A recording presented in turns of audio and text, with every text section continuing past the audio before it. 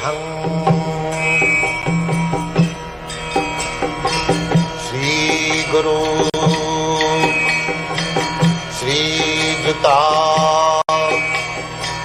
Padakamalam.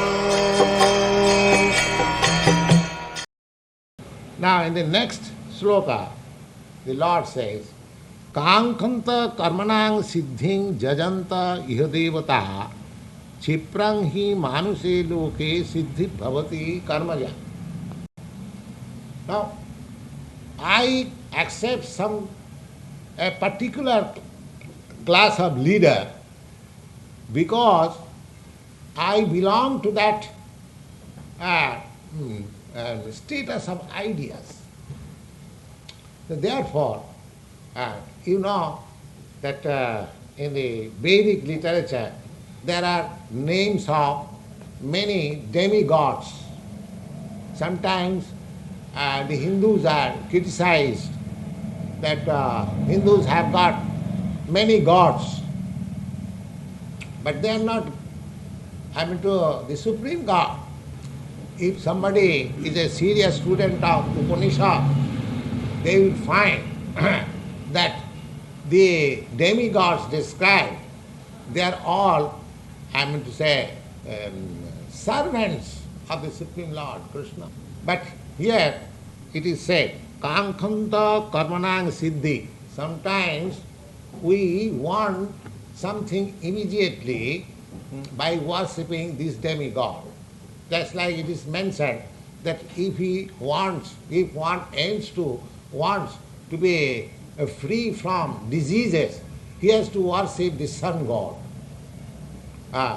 If one has to become very beautiful or he wants a beautiful wife, then he has to worship Uma. Similarly, there are different gods' names. In the Vedic literature, there are different, and they become successful. That is not unreal. By worshipping those different demigods, the particular purpose, they become successful. That is a fact.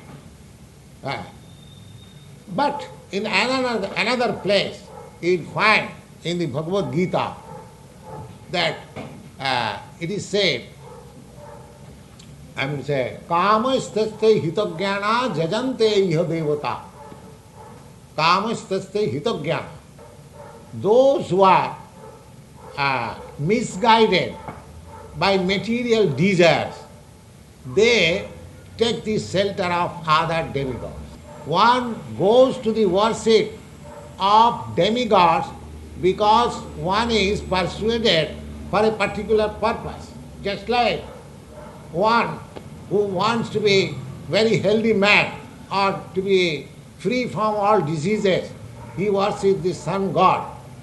Or one who wants to have a beautiful wife or become himself a very beautiful, he worships the Devi, Uma. But one who is convinced that I am not this body. This is the thing. I am not this body. The material wants means bodily demands. Then he does not go to all these demigods. He takes at once shelter of the Supreme Lord. Jnanavan who has understood the problems of life. Jnana means who has understood the spiritual nature of the living being. He is called Jnanavan. So, the Jnanavan, Bhaunam Janmanante Jnanavan Mang Prapaddate, one who has become really learned, even after many, many births, and knows that I am not this body, I am spirit, my nature, my advancement, my happiness is depending on the advancement of my spiritual life. Such a person only can take shelter of Krishna and perfectly. Others, of course, as it is said, that those who are distressed or those who are in need of some wealth, they also go to worship Krishna, but for some temporary relief. But the benefit is that in such persons go to Krishna, worship for some temporary relief. But the benefit is that because he has gone to Krishna, therefore, at the ultimate end, he will be devoid of all these material desires and will absolutely take shelter of Krishna. There are many instances of that type. Just like Dhruva Mahārāja. Dhruva Mahārāja, he went to worship Krishna just to have the property of his father. That's a long story. The property of his father. His father has two wives, and Dhruva Mahārāja's mother was neglected by the king. So he was going to be bereft of the father's property. So he wanted father's property. He went to the forest to worship Krishna just to ask him, give me my father's property. That was a desire. But you'll be glad to understand, when Dhruva Mahārāja, after finishing his tapasya or penance, when he saw Krishna, when Krishna appeared before him as Vishnu, my dear boy, now whatever you want you can ask, I shall give you.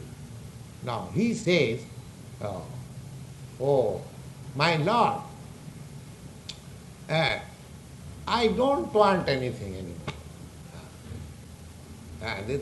There is a verse, Shamin kitārthosmi parang na jyāche. My dear Lord, I am so satisfied that I have no desire to ask you. Why? Sthana vilasi sapusi sthitoham. I came to accept this severe type of penance just to acquire the land of my father, or just desiring the possession of a few acres of land or any. But I have seen you. Who are you? Deva Munindra Guhyam, who is never seen even by the great demigods or great sages or great men by many years penance. Therefore my profit is that I came to search out some particles of glass, broken glass, and I have got the diamonds. So what I have got to ask you, I am now satisfied. So the result is that even one is in need of money or he is in distress, as you find in the 7th chapter, the Chaturvida bhajante mang supiti Arjuna. So even if you have got some desire within yourself, so the Bhagavad-gītā says, in spite of having that desire, you can worship Krishna and ask, so that in future your desires will be desireless. You will not ask anything, because that is pure devotion. So we have to raise, just like jñānī. Jñānī, he does not desire anything to take in exchange, but he simply wants to know Krishna, what is my relation with Krishna. This is called jñānī. He has no other desire. Therefore, eko bhakti vishishyate, jñānī has been eulogized. So even I am not jñānī, even I am a needy person, if I take to Krishna and ask him, that process is also recommended. Because ultimately, when I shall be purified, I shall know my real nature, then I shall say, like Dhruva Mahārāja, Sāmin kitārthosmi param na jyāche. My dear Lord, I am fully satisfied. I don't want anything. Because spiritual consciousness, Krishna consciousness is so bright, so illuminated, and so valuable that in the presence of such consciousness, you directly deny to have any valuable things of this material world. So we have to attain to that state. Now, that is the real aim of life. And Lord Krishna personally is teaching in the Bhagavad-gītā. Why should he not take advantage of this? we should not refuse. If we refuse, we can refuse, because we are individual souls with independence. If you like, we can refuse, but we should not refuse. Here Krishna said that those who does not come to my leadership, but he goes indirectly to other leadership. We worship leadership, why? Because we want something from that leadership. Just like in our India, during the independence movement, and so many people took part in the Congress movement, and later on they become all ministers and high officials, although they had no position in their past life. So it is possible that if we worship other demigods, we can get some temporary relief from our distress. But if we take to Krishna, then the relief is permanent. And katha deham punarjanmaneti mamiti, we can give up this body and go directly to the spiritual kingdom to be associated with Krishna. Here Krishna says, kankhantam karmana siddhing jajanta yada. People are deluded for temporary relief, and therefore they go to worship demigods. They get some immediate relief. That is their profit. But khiprang manusyaloke siddhi bhavati karmada. If you want some temporary relief, then you can worship this or that. But if you want really the ultimate relief, and that is the goal of human life, ultimate, everyone is trying to get out of miseries. The whole struggle, either in the material field or in the spiritual field, the whole struggle is to get out of some miseries. So, a perfect man or a very intelligent man, he should try to have the highest benefit of this life, and that is surrendering unto Krishna. That is surrendering unto Krishna. If we do that, then we are both materially and spiritually benefited. You find in the later sloka that Tesam satadjuktanang bhajatang priti-pubbakam, the exact what I forget now, it is said that those who are engaged in Krishna consciousness, Krishna says, I supply them all that he needs. He hasn't got to ask anybody. Krishna knows, just like the father knows what is the necessity of his child who is depending fully on the father. The father may neglect of the grown-up children who is looking after his own business, but the child who is completely dependent on father and mother, the father and mother takes care. Similarly, Bhagavad-gītā, Krishna says, Yoga khemam vahamaham. Anyone who is fully in Krishna consciousness, without any consideration, then everything is taken care by Krishna. This assurance is given. But if you don't believe in that assurance, if you don't believe in Krishna, that is a different thing. But so far Bhagavad-gītā is concerned, if we become fully Krishna consciousness, then our ultimate solution of all problems will be solved. That is a fact. Now, if you have got any question, you can ask. Atom consistency of matter, have you got experience? Not an experience. No, at least you have heard that there is atom. Yes. As in the matter there is atom, simply spirit there is atom. Just simply, now, both these, beginning from the Supreme down to the atom, they are expansion of different energy of Krishna. Either this material atom or the spiritual atom. Now, we are spiritual atoms. We living entities, we are spiritual atoms. And by material atomic combination, we have developed this body. Although this material body is foreign to me. Similarly, we can develop our spiritual body also in the spiritual world. Is it clear? Just like in the material world, in combination with matter, we have developed this material body.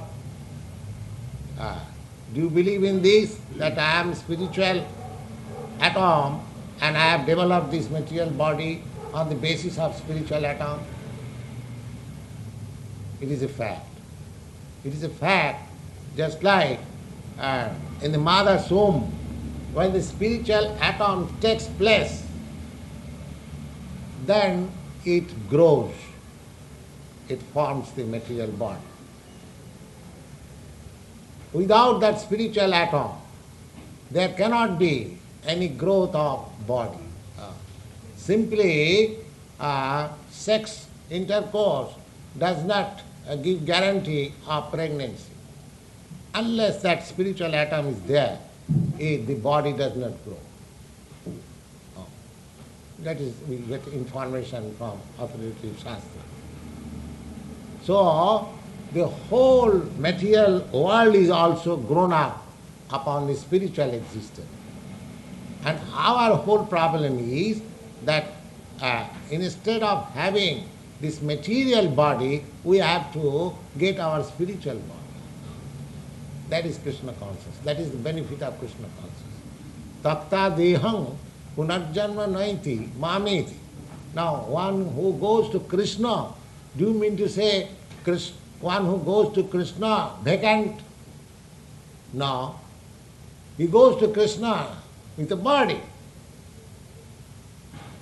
Just like Krishna has got body, so you also go before him. Just like you come to me with a body, I go to you with a body. You are a spiritual atom, I am also spiritual atom. Now I have developed this body, you have developed this body. Our meeting is between these two bodies. Similarly, when you go to Krishna, Madhama, or Krishna's Dhama, he is the abode, we go there with spiritual body. Yes. Does the spiritual world contain spatial relationships? Huh? Are things bounded by space in the spiritual world?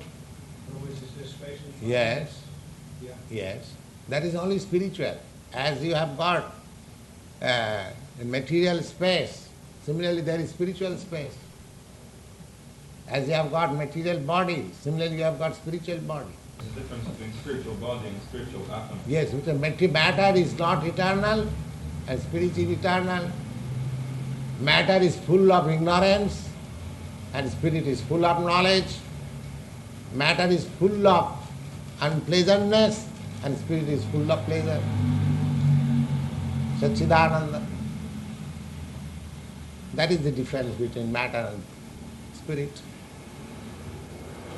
And what is the difference between spiritual atom and spiritual body? Or are they the same thing? No, spiritual atom, just like from the spiritual body, you have developed this material body.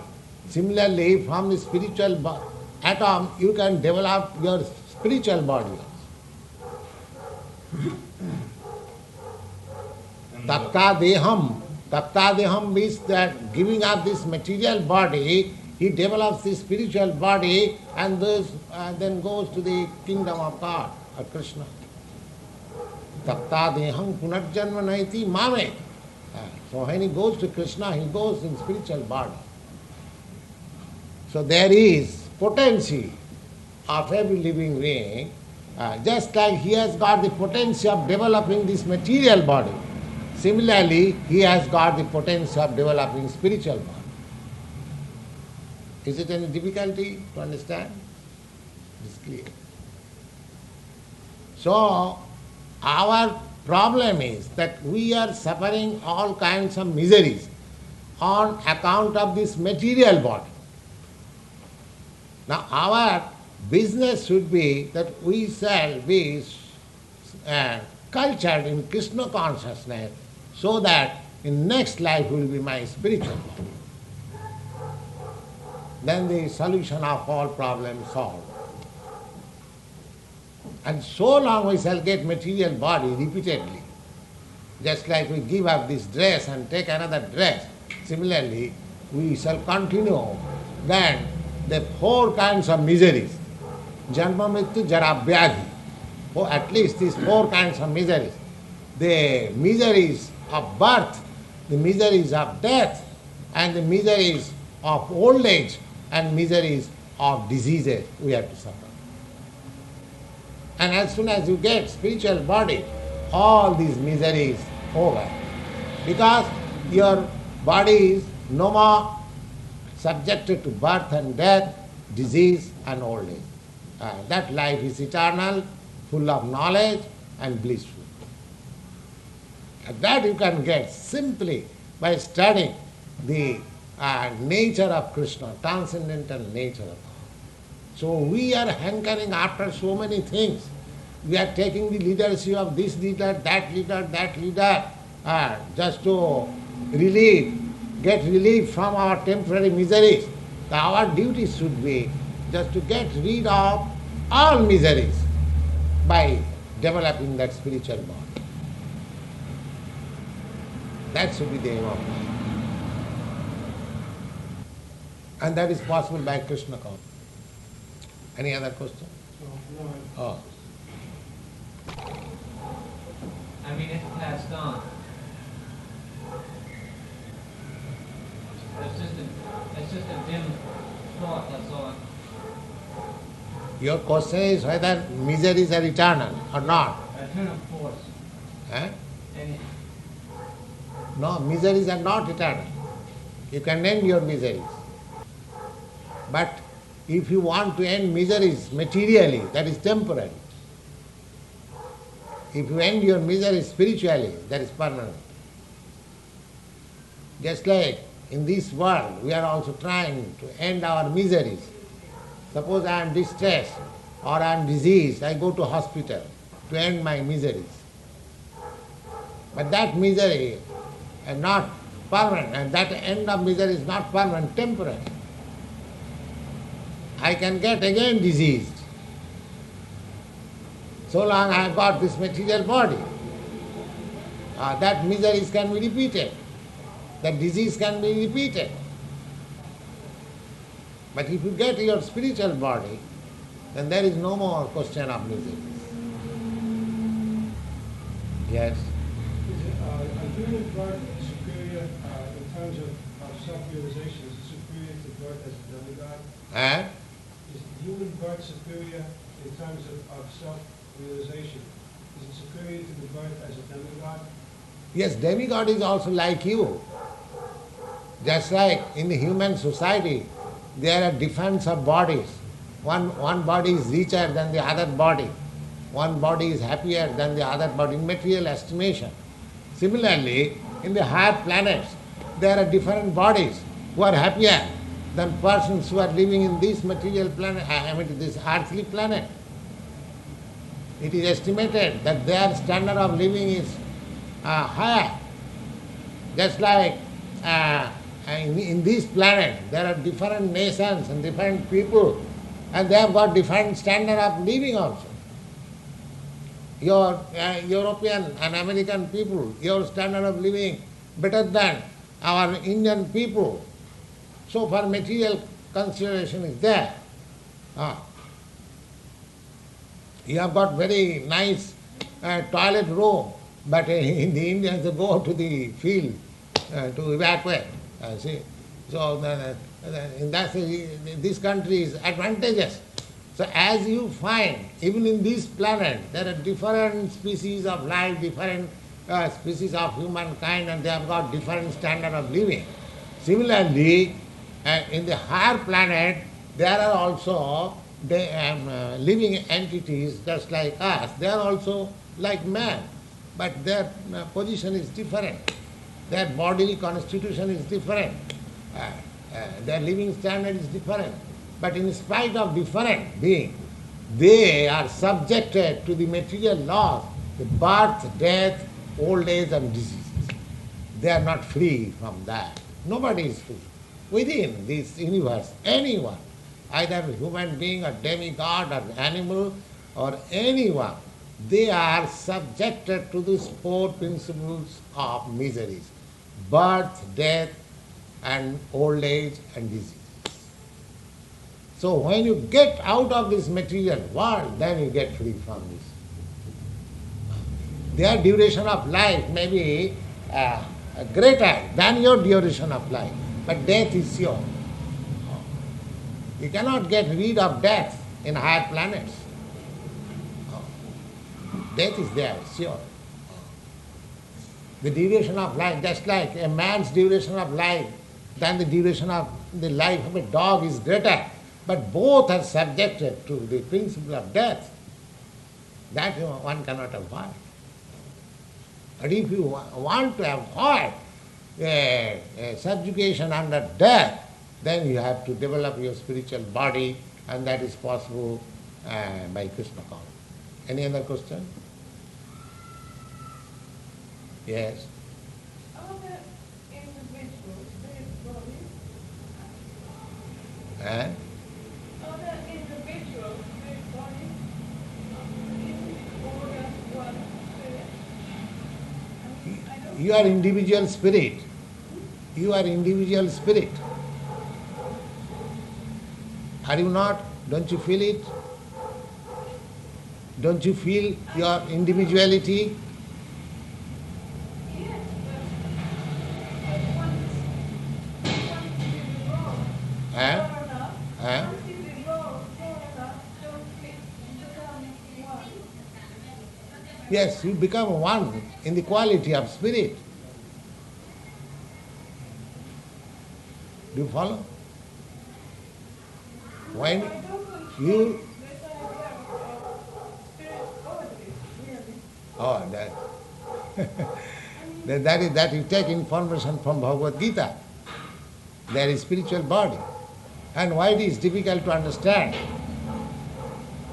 You can understand it, that your material body has developed from that atomic existence of spirit.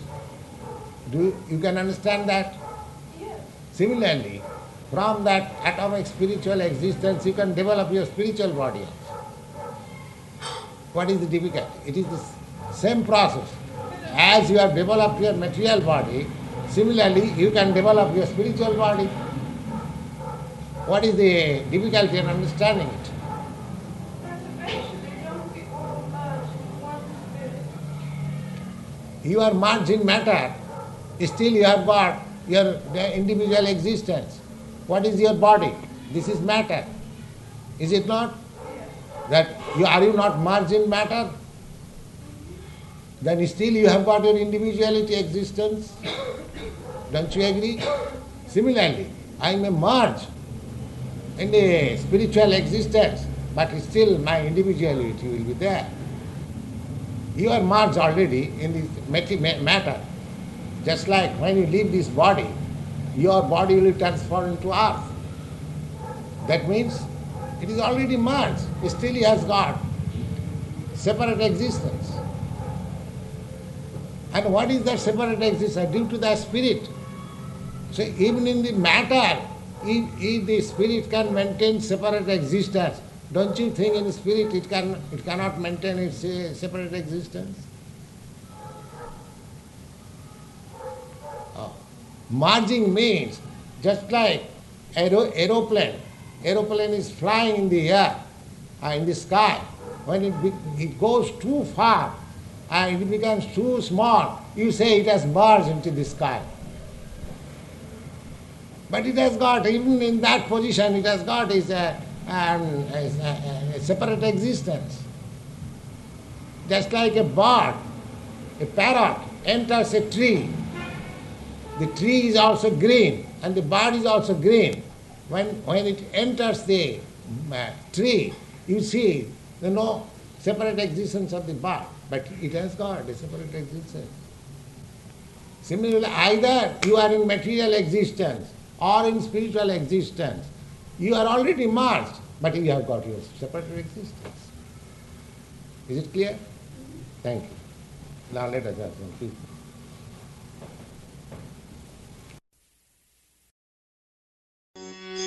Hare Krishna,